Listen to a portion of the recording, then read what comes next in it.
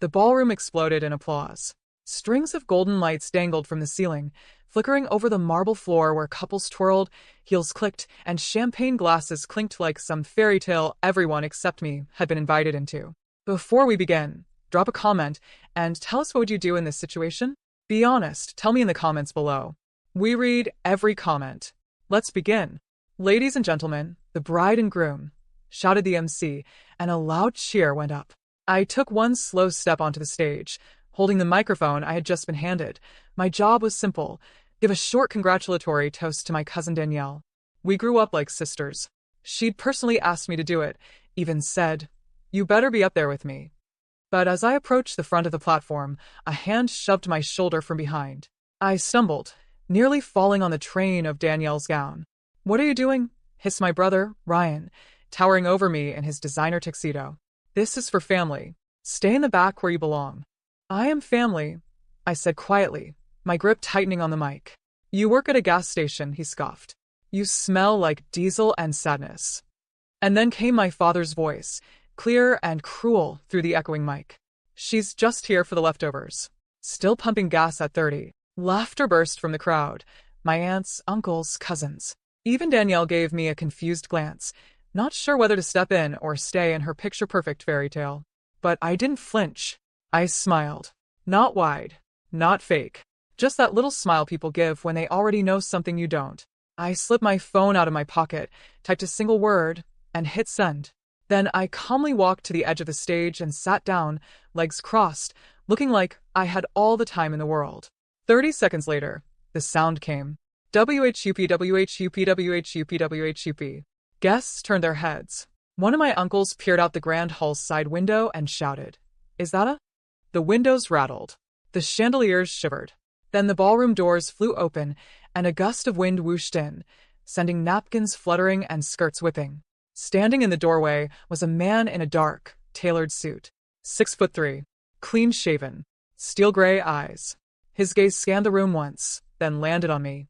He stepped forward, heels echoing on marble, and the room fell into stunned silence.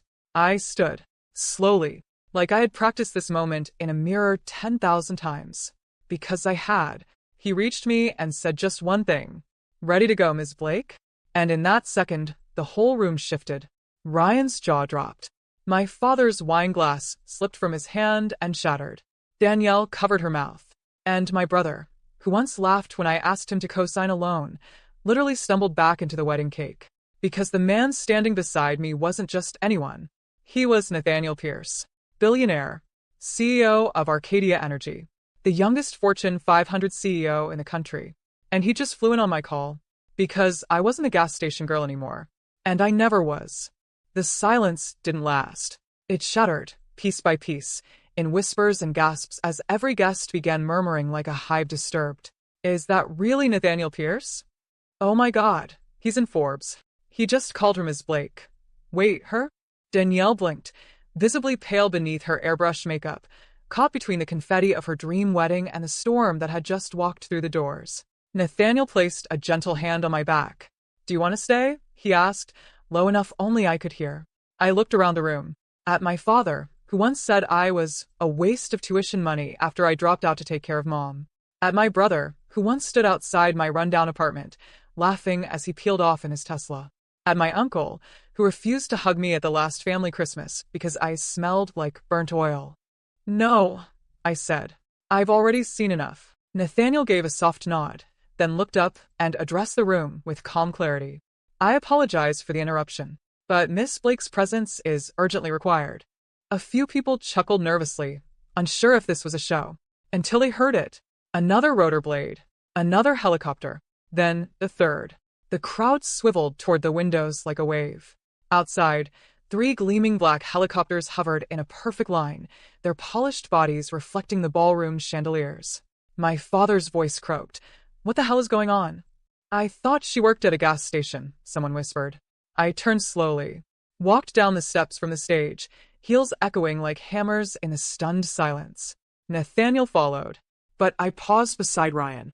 He looked up at me like he'd seen a ghost. My brother, my bully, the man who once said, "You'll never be anything. You peaked at 19. I looked at him, head tilted slightly, and said calmly, "You always liked being the center of attention, Ryan. Hope the cake was worth it." He opened his mouth to reply, then closed it. I passed by my father, who stared at Nathaniel like his brain was refusing to process reality. I didn't need to say anything to him. Not yet. As we reached the doors, Danielle called out weakly, "Wait, Zoe." I paused but didn't turn around, because I didn't need to look back. Everything that mattered was ahead of me now. Nathaniel opened the door for me, like a man who'd done it 1,000 times before. Once outside, the wind whipped through my hair. Paparazzi had already gathered. God knows how they always know. We stepped toward the sleek helicopter waiting center lawn. A uniformed pilot opened the side hatch with a salute. As I stepped inside, Nathaniel leaned in close and whispered in my ear, "You still want to announce it now?" I looked at him, then down at my phone, where the draft message waited. One button away from sending a press release that would set the entire city on fire. I smiled. Let them wonder. A little longer. He smirked. Cruel. Not cruel, I said. Strategic. As the rotors roared and we lifted into the darkening sky, I looked down at the wedding tent below. From up here, the people who humiliated me looked like ants scrambling for cover. And suddenly I realized I didn't need revenge. I was the revenge. The helicopter cut through the sky like a blade. Lights below twinkled across the city, but my mind wasn't on the skyline. It was still at the wedding. The way their faces dropped, fascination, shock, guilt, fear, all blending into something priceless. But none of it was luck. None of it was overnight. Because while they laughed at me for working a minimum wage job, I was building something they'd never see coming. Nathaniel passed me a glass of sparkling water. You okay? I nodded, gripping it, then loosening my hold. Yeah. I didn't expect it to feel like that. Like what? Like I finally had nothing to prove, and they knew it. He leaned back, studying me with the same quiet intensity he had when we first met. Not at some glamorous party, but at a busted-up Chevron station at 3 a.m.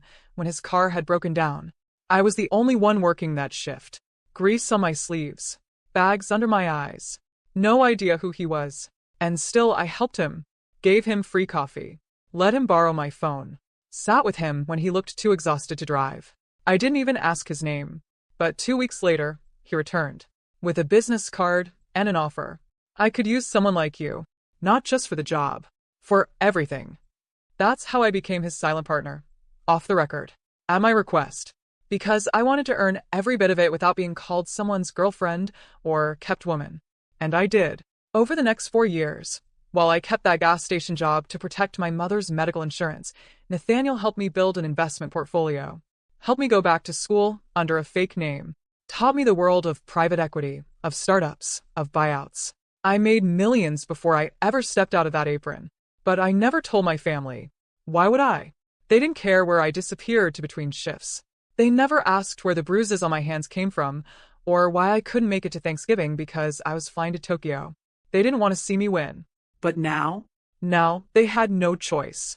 The helicopter touched down on the rooftop of a 65-story building, Pierce Holdings HQ. As I stepped out, Nathaniel offered his hand. You sure you want to go through with this tonight? I turned to him. They pushed me off a stage. I said, voice steady. Laughed at me like I was a bug under their shoe. I'm not doing this for revenge. I'm doing this for clarity. He smiled. Then it's time. We descended into the top floor, where a polished boardroom awaited, gleaming glass, black marble, dimmed lights. My assistant, Harper, already had the folders lined up. Press release goes out in 45 minutes, she said. Your father's firm is already flagged in the preliminary acquisition alert. Good, I replied. Let them see it before anyone else. Because what they didn't know yet, what none of them knew, was that I had just bought out 67% of my father's investment firm through a shell acquisition. Effective tomorrow morning, I'd be the new majority owner. And the only call they'd be getting would come from me. The next morning was crisp, cool, and uncaring.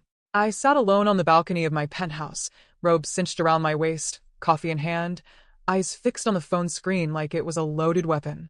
Across every business channel, CNBC, Bloomberg, The Wall Street Journal, my name was front and center. Zoe Blake acquires majority stake in Hawthorne Capital. And under that headline, daughter of founding partner executes silent takeover after years of estrangement. The reporters were already circling like vultures over a fresh carcass. But I wasn't thinking about headlines. I was thinking about the moment they'd see them. At exactly 9:02 a.m., my brother Ryan texted me. "What the hell is this? Tell me it's fake." 9:04 a.m., my father called. I let it ring out. Then another. Then another. Until finally I picked up. "Zoe," he said, breathless. You've made a mistake. This isn't a game."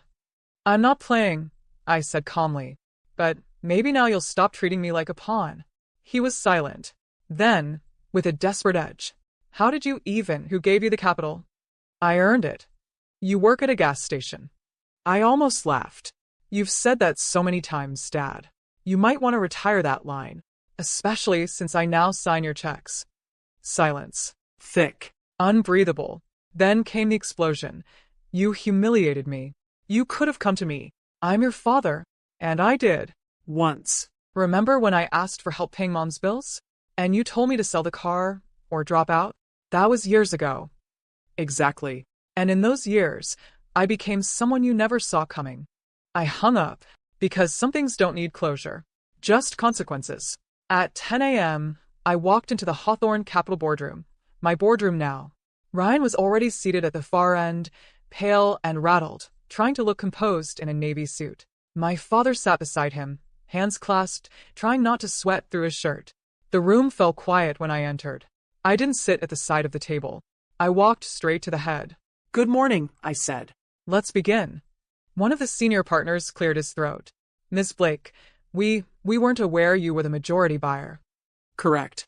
I made sure of that. My father finally stood. "You can't run this firm. You have no experience. This is a hostile takeover." "Hostile?" I echoed, arching a brow. "No. Hostile would have been firing you all on the spot." I leaned forward. Calm. Controlled. But I didn't. "I'm offering you a transition period. A graceful exit. Or you can stay under my leadership." Ryan stood too. "You're bluffing." Without a word, I slid a folder across the table to the compliance officer. He opened it. His eyes widened. Then he looked up and simply said, "She owns 67.4%. All verified." My father sat down, visibly deflated. Ryan slumped beside him. I stood and said quietly, "I never wanted to be your enemy. I just wanted to be your daughter. But you turned your back on me. So I built my own door." Then I walked out. Because power isn't about loudness. It's about knowing when to leave the room. 3 days later, the town was still buzzing.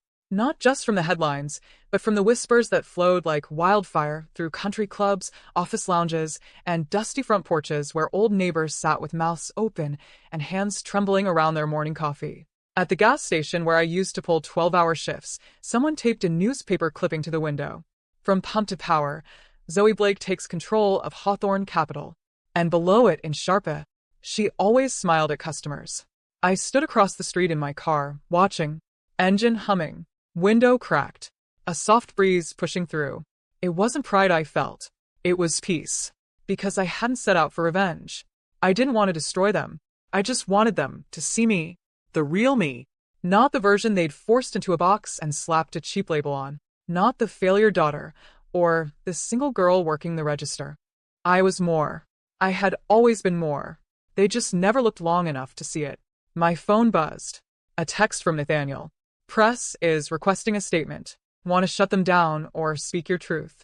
I typed back. "Let them ask. I'm ready." And I was. That afternoon, I stood on a stage, not at a wedding, not as a joke or afterthought, but at the Arcadia Global Women's Summit in New York City. Behind me was a screen showing my journey from small-town Zoe to boardroom boss. In front of me, hundreds of women in suits, heels, sneakers, scrubs. Some just like me. Some still trying to find their voice. I adjusted the mic, took a deep breath, and spoke. When I was younger, I believed that if I worked hard enough, the people who ignored me would change. That they'd see the effort, the loyalty, the love, and love me back. But sometimes people don't change. And that's okay. I paused, letting the truth land. You don't have to prove yourself to people who are committed to misunderstanding you. You just have to believe in what they refuse to see. That's what I did. And I don't say this to flex power. I say this because there is strength in quiet persistence. There is dignity in starting from the bottom. There's fire in being underestimated. A standing ovation, not because of money, but because I told the story so many of them were still living. Afterward, I stepped outside into the bright city air. Nathaniel stood by the SUV, waiting, phone in one hand, sunglasses in the other. "You made the front page again," he said with a smile. "Oh, God," I groaned. But he held up the phone, and this time, it wasn't a headline about power or capital. It was a blog post, written by someone who had been at the wedding, titled, "The Girl We Mocked and the Woman Who Walked Away Stronger." I didn't need to read it, because the caption underneath the photo said enough. Sometimes the loudest statement is a smile, a text, and a helicopter. I laughed, really laughed, as Nathaniel opened the car door for me. But before I stepped in, I looked up at the sky. Clear. Endless. Then back at the life I now owned. I never got the apology I wanted from my father. My brother would likely spend the next decade trying to claw back his pride. But none of that mattered anymore. Because this life? It was mine. Not inherited. Not gifted. Built. With calloused hands, tired eyes, silent nights, and a heart that refused to harden. The kind of life that doesn't just rise from the ashes. It sets its own damn fire. If this story hits you even a little, just hit that like button. It helps more than you think. Don't forget to subscribe if you've ever felt this kind of pain. You're not alone.